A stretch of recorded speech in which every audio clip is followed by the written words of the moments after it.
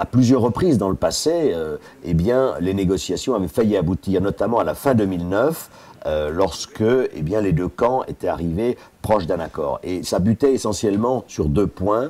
Le Hamas exigeait la libération de prisonniers qui ont du sang sur les mains, selon la version israélienne, notamment d'un dénommé Abdallah Barghouti, qui est un expert en explosifs et qui a participé à l'un des attentats les plus meurtriers jamais commis contre Israël, en mars 2002, qui avait fait plus d'une trentaine de morts.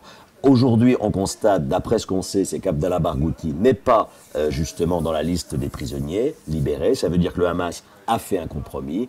Et dans l'autre sens, à l'époque, les négociations achoppaient parce que Israël souhaitait expulser, déporter même vers Gaza ou vers l'étranger un nombre assez important. On parlait de 130 prisonniers qu'Israël souhaitait voir aller en Syrie, etc. Ne souhaitait pas qu'ils soient libérés en Cisjordanie ou dans la bande de Gaza. Il semblerait qu'Israël, de son côté, a accepté un compromis et que le nombre de ces prisonniers qui seront finalement transférés à Gaza ou à l'étranger a été finalement considérablement réduit, ce qui a permis la conclusion de cet accord.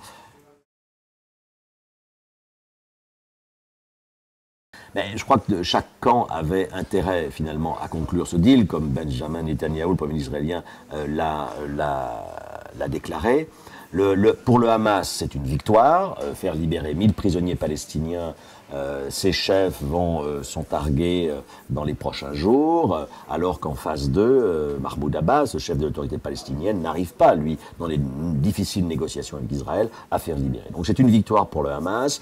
Cela étant, le Hamas avait besoin de présenter à sa population, notamment à Gaza, eh bien, un acquis, une victoire, parce que cette population, elle le critique aussi sévèrement. Le Hamas est dans une position difficile à Damas, face aux Syriens, qui sont confrontés à une contestation.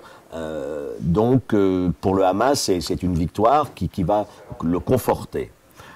Et pour Israël, eh bien, c'est aussi quand même pour Benjamin Netanyahou, même si le prix à payer est élevé, c'est quand même une victoire dans la mesure où il reste fidèle à la doctrine qui a toujours été celle d'Israël, c'est de tout faire pour ramener les soldats israéliens qui ont été enlevés ou à l'étranger ou bien kidnappés chez eux par des Palestiniens.